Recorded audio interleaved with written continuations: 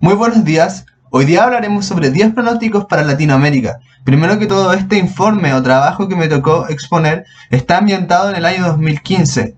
Quiere decir que son pronósticos del año 2014 hacia el año 2015. Pero en esta exposición hablaremos básicamente y ambientaremos este trabajo para el año 2020, dado a las condiciones en que hoy día estamos viviendo.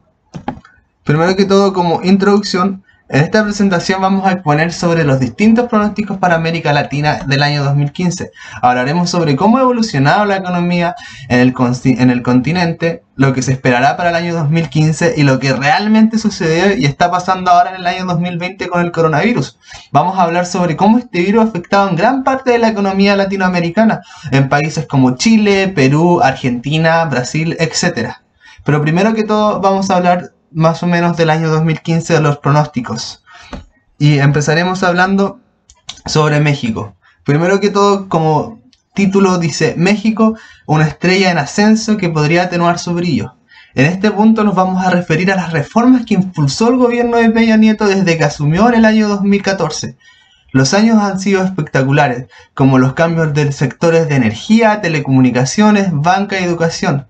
Tales expectativas hacen que muchos de los inversores hablen del momento mexicano y se estima que siga rindiendo frutos para el año 2015. Dado que esto es un poco antiguo, actualmente la economía mexicana sube reducciones debido al COVID-19 y se espera un pesimista pronóstico, pues la contracción del PIB per cápita de México es de 9,7 y se estima un descenso del 9%. En el siguiente punto vamos a hablar sobre Brasil. Se avanza en la dirección correcta, pero persiste el problema de Petrobras. Primero que todo, el Banco Central brasileño pronosticó que crecerá apenas un 0,7% en el año 2014. Todo esto debido al caso de Petrobras, que afectó en gran parte de la economía brasileña. Pero primero que todo, ¿qué es el caso Petrobras? Un poco más resumido, el caso Petrobras es un caso que antiguamente en los años 2012-2013, con una producción de 2,5 barriles de petróleo por día y un total de 86.000 empleados de Petrobras, Petrobras es una de las grandes principales multinacionales del sector brasileño. Durante los mandatos de Luiz Inácio Lula da Silva, la estatal era el buque de insignia del país, un crecimiento, pero en el 2009 una investigación comienza a desvelar los primeros elementos que resultaron en un vasto sistema de corrupción que desembocó en el año 2014.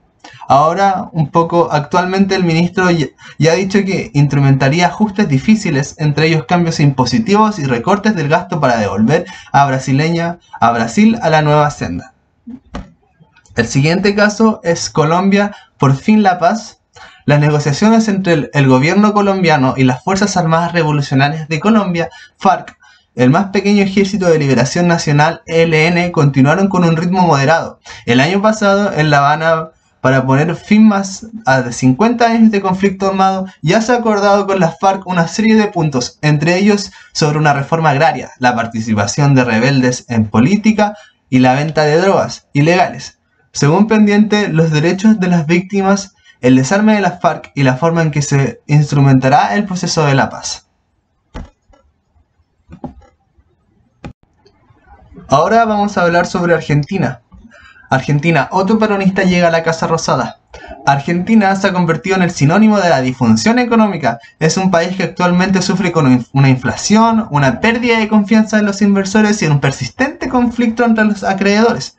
Pero Argentina siempre tiene posibilidades debido a su fuerza de trabajo educada e innovadora, sus industrias eficientes y sus grandes reservas intactas de gas y petróleo. Actualmente, en el año 2020, el gobierno del presidente Alberto Fernández, quien tomó posesión en diciembre, ha dado indicios en los últimos días de que está dispuesto a hacer algunas concesiones, pero el gobierno ha dicho que tiene un poco margen de maniobra, ya que se pronostica una caída en su economía del 6,5% al presente de este año. Ahora hablaremos sobre Cuba. Cuba se prepara para la avalancha. El restablecimiento de relaciones diplomáticas entre Cuba y los Estados Unidos devuelve a Cuba al mapa a los ojos de la comunidad empresarial. La nueva política permite a los ciudadanos estadounidenses usar sus tarjetas bancarias y de crédito en la isla.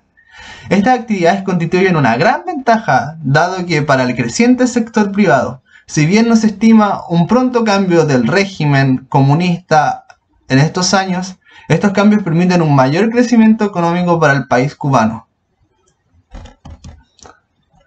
Ahora hablaremos sobre el Pacífico sigue superando el Atlántico. La división del Atlántico-Pacífico continuará siendo evidente. Si bien el crecimiento deprimirá en toda la región, incluidas las economías del Pacífico como Chile, Colombia y Perú, una buena medida como consecuencia de los menores precios de exportaciones clave como para cobre, oro y plata. Esas economías podrían resistir una desaceleración.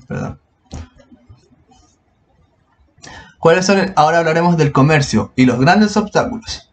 Primero que todo, según el informe, desde antes de la pandemia, América Latina y el Caribe ya acumulaba casi 7 años bajo el crecimiento promedio de un 0,4 entre el 2014 y el 2019. La crisis que sufre la región este año 2020 con una caída del PIB per cápita del menos 5,3% será la peor en toda su historia. Los efectos del COVID-19 generarán la recesión más grande que ha sufrido la región desde 1914 y 1930. Se prevé un fuerte aumento del desempleo con efectos negativos en pobreza y desigualdad. Ahora, un poco para concluir, hablaremos como conclusión de América Latina el año 2020. Podemos decir que como conclusión, primero que todo, la actividad económica en América Latina y Caribe se reducirá un 5,2% este año por el impacto de la pandemia del coronavirus. La región se verá afectada este año por el aislamiento, bloqueo y cierre generalizados requeridos para frenar esta propagación del coronavirus. Está provocando un grave efecto en la actividad económica de todos los países latinoamericanos y a nivel mundial. Lo que menos notará la reducción drástica de la actividad económica en 2020 será Paraguay, con una retracción del 1%, Colombia con un 2,4% y Bolivia que registrará una caída del 2,9%. Toda esta recesión que se está pasando ahora afecta en gran parte a la economía en Latinoamérica.